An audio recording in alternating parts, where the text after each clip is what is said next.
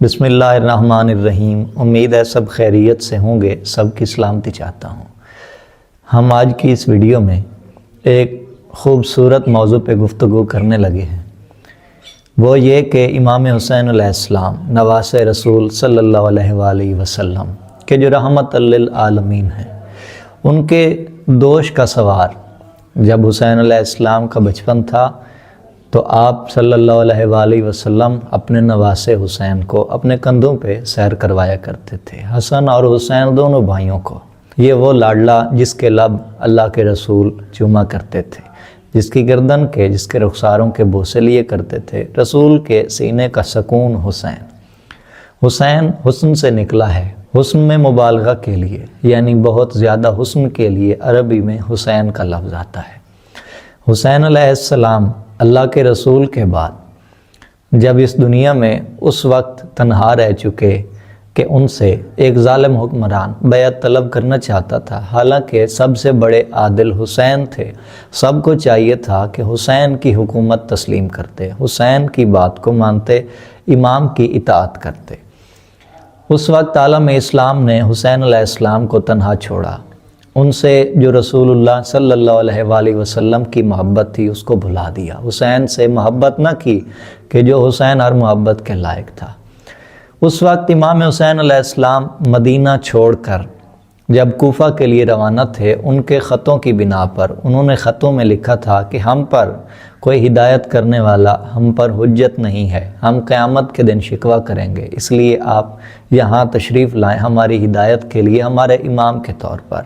یہ وہ لوگ تھے کہ جن کی میٹنگ ہوئی تو ابو سلمہ کے گھر پر، تو اس شخص نے، وہ مرد مومن تھا، اٹھ کر تقریر کی، سب سے خطاب کیا کہ آج سے پہلے تم علی کے مخالف شام والے حاکم کے ساتھ تھے، علی اور حسن علیہ السلام کے خلاف تھے، حسین کے بابا اور حسین کے بھائی کے اب تک خلاف رہے ہو، اب تم اس لیے حسین کو بلا رہے ہو کہ تمہیں شام والا اب کا حاکم یعنی یزید وہ ذاتی طور پر پسند نہیں ہے، صرف اس سے جان چھڑوانے کے لیے حسین کو بلا رہے ہو، اگر حسین کا ساتھ دے سکو تو بلا، وگرنہ رہنے دو۔ ان جھوٹوں نے کہا ہم ضرور ساتھ دیں گے، یعنی کوفہ میں دو قسم کے لوگ ثابت ہوئے، ان کی ذاتی رائے تھی، دین کے لیے انہوں نے نہیں بلایا، جنہوں نے دین کے لیے بلایا انہوں نے ساتھ بھی دیا، جن میں مسلم بن اوسجہ اور ہانی بن عروہ۔ ہانی بن عروہ وہ پہلے شہید ہیں حسین کے جانثاروں میں، محبوں میں، ان کے خاندان سے باہر کے لوگوں میں۔ اس کے بعد حبیب ابن مظاہر وہ کربلا میں گئے امام حسین علیہ السلام کے خط کی وجہ سے، وہاں جا کے شہید ہوئے۔ خیر، امام حسین علیہ السلام جب وہاں سے چلے تو منزل نخیلہ پہ پہنچے، کربلا سے تھوڑے فاصلے پر یہ منزل تھی، یہ مقام تھا جو کوفہ کے رستے کو جانے والی جگہ تھی۔ وہاں حر جو یزید کی طرف سے کمانڈر تھے اور ابن زیاد نے بھیجا تھا کہ جا کے رستہ روکیں حسین علیہ السلام کا، انہیں کوفہ میں نہ آنے دیں، اور کوفہ والوں پر سختی کی کہ وہ حسین کا ساتھ نہ دیں۔ اس وقت امام حسین علیہ السلام نے جب یہ حالات پائے تو حر نے کہا تھا کہ مجھے آپ سے یا تو یزید کی بیعت لینی ہے یا آپ کو کوفہ لے جانا ہے، تو مولا نے فرمایا کہ تم مجھ سے بیعت نہیں لے سکتے، اور اگر تم مجھے کوفہ نہیں جانے دیتے، تم یہی چاہتے ہو کہ کوفہ نہ جاؤں، تو پھر مجھے ہندوستان کا رستہ دے دو۔ مولا حسین علیہ السلام کے بھائی، مولا حسین علیہ السلام کے علمدار اسلام مولا عباس ابن علی علیہ السلام، انہوں نے 10 محرم کے دن آخر وقت جب میدان میں شہادت کے لیے آئے تو خطبہ دیا تھا یزیدی فوج کو، شامی فوج کو، اور فرمایا کہ میرے آقا نے جب تمہیں کہا ہے کہ مجھے ہندوستان یا روم کا رستہ دے دو اور حجاز اور عراق تم رکھ لو، تو تم انہیں رستہ کیوں نہیں دیتے؟ یعنی حکم کا معنی یہ تھا، مولا عباس یہ کہنا چاہتے تھے کہ اب تم انہیں شہید کیوں کرنا چاہتے ہو جب وہ رستہ مانگ رہے ہیں تمہارے لیے، حکومت مملکت کو چھوڑ رہی ہے۔ تو معلوم ہوا حسین سے دشمنی تھی، انہیں بغض تھا، اس لیے وہ لعین انہیں شہید کرنا چاہتے تھے۔ دو جگہ روئے زمین سے جو امام حسین علیہ السلام کو پسند آئیں، وہ رستہ امام حسین علیہ السلام نے کیوں طلب کیا؟ روم اور ہندوستان، یہ جگہ کیوں چنی حسین نے؟ اس لیے کہ حسین کو وہاں امن نصیب ہونا تھا، امن کی جگہ تھی، وہاں کے لوگ حسین کے لیے جان دے دیتے چاہے وہ کلمہ گو نہیں تھے۔ اہل ہند وہ ہندو تھے، کافر تھے، مسلمان نہیں تھے، لیکن امامت کی نگاہ میں، حسین علیہ السلام کی نگاہ میں وہ کتنے بلند تھے کہ مسلمان حسین علیہ السلام کو قتل کرنے پر تلے تھے، مگر حسین جانتے تھے کہ ہندوستان والے انہیں پناہ دیں گے، انہیں مہمان بنائیں گے، مہمان نوازی کریں گے، ان کا ساتھ دیں گے۔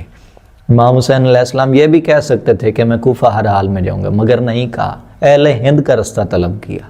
اس وقت ایک اشارہ کر کے آگے چلتے ہیں، دنیا کے حالات پہ نظر ڈالیے تو دو ایسی جگہ ہیں جہاں مظلومیت آپ کو خاص طور پر نظر آئے گی۔ ایک اس وقت شام میں جو شیعوں کے اور خود مولا حسین کی بہن اور ان کی پاکیزہ بیٹی کے روزوں کے حالات ہیں، وہاں ظلم کیا جا رہا ہے۔ دوسری جگہ ہندوستان کی سرحدیں، ہندوستان کی حدود، پاکستان کیونکہ اس وقت کے ہندوستان میں ہی آتا ہے، بنگلہ دیش ہو یا خود انڈیا، یہ وہی جگہ ہے، اس کی حدود وہی ہیں، برِ صغیر جسے کہتے ہیں۔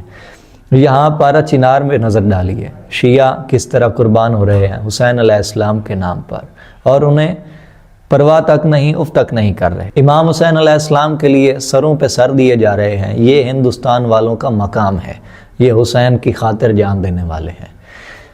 لیکن یہاں یہ کفر آیا کیسے، یہ شرک، یہ ظلم، یہ بے دینی آئی کیسے؟ یہاں جو بھی مسلمان حکمران آتے رہے وہ حسین علیہ السلام کی آل اولاد، سادات کی، سیدوں کی جاسوسی میں ان کو قتل کرنے کے لیے آئے، ان کی نسل کشی کے لیے یہاں آتے رہے، اور یہاں حکومت کا ڈھونگ اور اسلامی مملکت بنانے کا ڈھونگ کرتے رہے کہ ہند فتح کر لیا، سندھ کو فتح کر لیا۔ یہ لوگ جب مغلیہ دور آیا تو وہ بھی دیکھا جا سکتا ہے کہ شیعوں پر کس قدر سختی تھی، یعنی یہ باہر سے دشمنی آئی، ہندوستان والے وہ حسین کے وفاداری تھے۔ اب یہاں بات یہ کرنی ہے کہ روم اور ہندوستان دو جگہیں کیوں چنی گئیں؟ اب تو روم وہ اٹلی کا ایک شہر سا بچ گیا ہے، لیکن وہ اس طرح ہے کہ کربلا سے شام تک جب امام حسین علیہ السلام کی شہادت کے بعد ان کے پردہ داروں کو، مستورات کو، بہنوں بیٹیوں کو، رسول اللہ کی اولاد کو قید کر کے لے جایا گیا کربلا سے شام یزید لعین کے دربار میں، وہاں زندان میں قید کیا گیا۔ تو اس سارے رستے میں جتنے بھی شہر آتے ہیں، جتنی بھی ایسی جگہیں آتی ہیں، انہیں پہلے حکم دیا جاتا تھا کہ بازار سجاؤ، اپنے شہروں کو سجاؤ، نعوذ باللہ ہم باغیوں کو لا رہے ہیں، جشن مناؤ۔ تو جن لوگوں نے وہاں جشن منایا ان کو بی بی زینب سلام اللہ علیہا، امام حسین علیہ السلام کی بہن نے بد دعا کی، اور وہ شہر آج تک برباد ہیں۔ اور جنہوں نے وہاں انکار کیا اور اس فوج سے جنگ کی، لڑائی کرنی چاہی، اس لیے کہ وہ آل محمد کی توہین نہیں کر سکتے تھے، اور ان کو آل محمد سے بغض رکھنے کی وجہ سے لڑنے پہ آمادہ کیا، ان سے لڑنے کے لیے خود تیار ہوئے۔ تو ان شہروں کو بی بی نے دعا کی تھی، ان خطوں میں آج بھی اس حالت میں بھی وہ امن میں رہتے ہیں، وہاں سکون ہوتا ہے۔ ہندوستان والوں کو یہاں معلوم ہوا کہ دعا بھی ہے، روم والوں کو دعا بھی ہے، وہ خطہ محفوظ رہے گا۔ ہندوستان والے ایسے ہیں کیوں؟ روم والے ایسے ہیں کیوں؟ روم والوں میں جہاں تک مجھے حکمت میں، حقیقت میں دکھائی دیا ہے، آنکھیں ٹھنڈی، وفا ہے ان میں، وہاں وفا ہے، سکون ہے حسین کے لیے، وہاں کی فضا ٹھنڈی ہے حسین کے لیے، وہاں کی فضا میں ٹھنڈک اور سکون ہے۔ حسین علیہ السلام وہاں جاتے تو وہ ساری دنیا سے لڑ کے حسین کے لیے پناہ قائم کرتے۔ ہندوستان والے ایسے ہی ہیں۔ میں ہندوستانی ہوں، ہندوستان کے اس خطے میں رہتے ہوں جہاں اس وقت میرا ملک پاکستان ہے کہ جسے قائد اعظم نے خاص طور پر بنایا۔ یہاں کے لوگ اہل ظرف ہیں، جذبات رکھتے ہیں، محبت رکھتے ہیں، ان کے خون کی گرمائش، ان کے خون کی پاکیزگی ایسی ہے، ان کا خون پیور اتنا ہے، خالص اتنا ہے کہ جس میں بدبختی کی ملاوٹ نہیں ہے، دھوکے کی یا کسی ایسی بلند ہستی پہ ظلم کرنے کی سکت ہی نہیں ہے۔ یہ سونے کے جیسے خالص لوگ ہیں، جیسے سونا خالص ہوتا ہے تو نرم ہوتا ہے، ویسے ہی یہ لوگ نرم ہیں اور خالص ہیں، ان میں وفا ہے، ان میں جذبات ہیں۔ اگر حسین علیہ السلام ہندوستان آ جاتے تو اس وقت دیکھیے ساری دنیا میں جھگڑے ہو رہے ہیں، لیکن ہندوستان وہ ایک الگ خطہ جی رہا ہے۔ شام اور اسرائیل کے کیا حالات ہیں، لیکن ہندوستان کو دیکھیے پرسکون ہے۔ یہاں کشمیر کی پریشانیاں دور ہوں، اس کا بھی ایک سبب ہے، حقیقت دیکھنے والے پہچانتے ہیں کشمیر کے ساتھ جو کچھ ہو رہا ہے یہ سب ایک سیاسی مسئلہ ہے، اس میں کشمیر کا کوئی قصور نہیں، اس کا ذاتی معاملہ ہی نہیں ہے۔ اگر حسین علیہ السلام ہندوستان آتے تو ہندوستان والوں کی عورتیں، ہندوستان والوں کے مرد حسین پہ اپنی جان لٹا دیتے۔ یہ جان قربان کرنے والے لوگ ہیں، ان میں قربانی کی طاقت ہے، ان میں قربانی کا اثر ہے، قربانی کا جذبہ ہے، یہ وسعت رکھتے ہیں، حسین علیہ السلام سے پیار کرتے، کیونکہ یہ اس مٹی سے بنے ہیں، یہ اس پانی مٹی کے خمیر سے بنے ہیں کہ جن میں وفا ہے، محبت ہے، عشق ہے، یہ عشق کرنے والے لوگ ہیں۔ ان میں خاص چیز ہے پہچان، سمجھ، جس سے عقیدہ بھی طے ہوتا ہے۔ یہ پہچانتے ہیں کہ حسین علیہ السلام کا مقام کیا ہے، جو مقام کو پہچانے گا وہی احترام کرے گا، ان کا حق دے گا۔ امام حسین علیہ السلام سے نانا کا جو پیار تھا، رسول اللہ صلی اللہ علیہ وآلہ وسلم کے اس پیار کو پہچانتے ہیں کہ جس شہزادے کو، نواسے کو رسول اتنا پیار کرتا تھا، اس کو اسی کی امت کے لوگ مارنے لگے ہیں، اسی نبی کے کلمہ گو قتل کرنے، یہ چیز یہ پہچانتے ہیں۔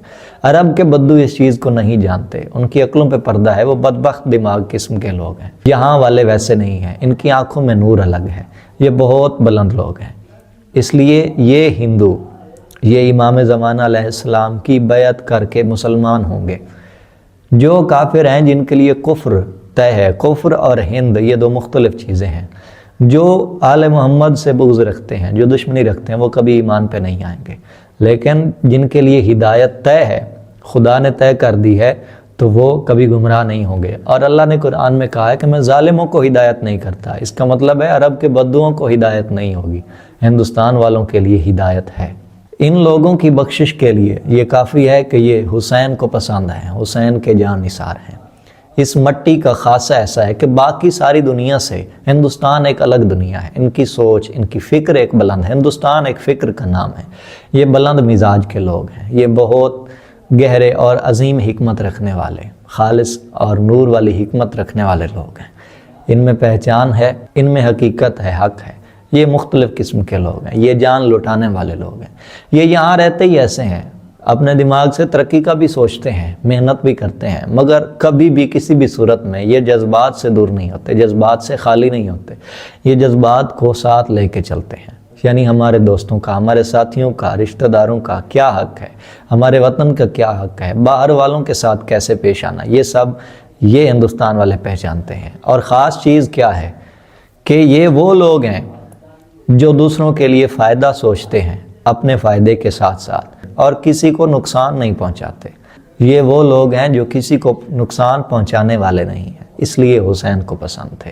اب بھی حسین ہندوستان آئے تو رستے کھلے ہیں۔ یہاں ایک بات کہتا چلوں کہ حسین نے فرمایا مجھے ہندوستان کا رستہ دے دو، روم کا رستہ دے دو، تو پھر معلوم ہوا کہ ہمارے لیے حسین یہاں آ چکے، ہمارے لیے یہ نہیں ہے، وہاں حسین کو روکا گیا تھا، وہاں حسین کو شہید کیا گیا، ہمارے لیے ہمارے مولا ہندوستان آ چکے ہیں، وہ یہاں ہمارے مہمان ہیں، اس لیے ہم ان کا دم بھرتے ہیں، ان کے عشق میں سرشار رہتے ہیں، ہندوستانی ان کے لیے بولتے ہیں۔ اور جو یہاں آیا ہے اسے حسین سمجھیے، اور وہ حسینی ہے۔ وہ کون؟ حسین کی پردہ دار بہن، مولا عباس کی بہن جناب رقیہ بنت علی سلام اللہ علیہما، لاہور میں مالکن کا وہاں مزار، وہاں تخت نشین ہے، وہاں محل ہے شہزادی کا، بی بی پاک دامن کے نام سے۔ آپ دیکھیے کہ پہلا مجاور بابا خاکی کنور بکر ماسا جس کا نام تھا، ہندو راجہ کا بیٹا تھا، وہ ایمان لے آیا، اس نے بی بی کی مدد کی، وہ بی بی کا پہلا مجاور بنا اور وہاں خاک روب بنا، جھاڑو دیا کرتا تھا۔ یہ ہیں ہندوستان والے جنہیں ایسی پردہ دار بی بی نے چنا ہے۔ جب بی بی امن کے لیے مدینہ سے چلیں تو پوری دنیا میں کہیں بھی جا سکتی تھی، لیکن ہندوستان آنا، اور وہ بی بی آئی ہیں تو وہ ہمارے لیے حسین ہیں، وہی عباس ہیں، اور حقیقتاً وہ اپنی ذات میں علی، حسین اور عباس ہیں، سارے محمد ان کی ذات میں ہیں۔ ایسے خوبصورت حقیقت، ایسے پاکیزہ خیال کے لیے ہمارے ساتھ جڑے رہیے۔ ہمارے چینل کو سبسکرائب، ویڈیو کو لائک، کمنٹ اور زیادہ سے زیادہ شیئر کر دیجیے۔ بہت شکریہ، سلامت رہیں۔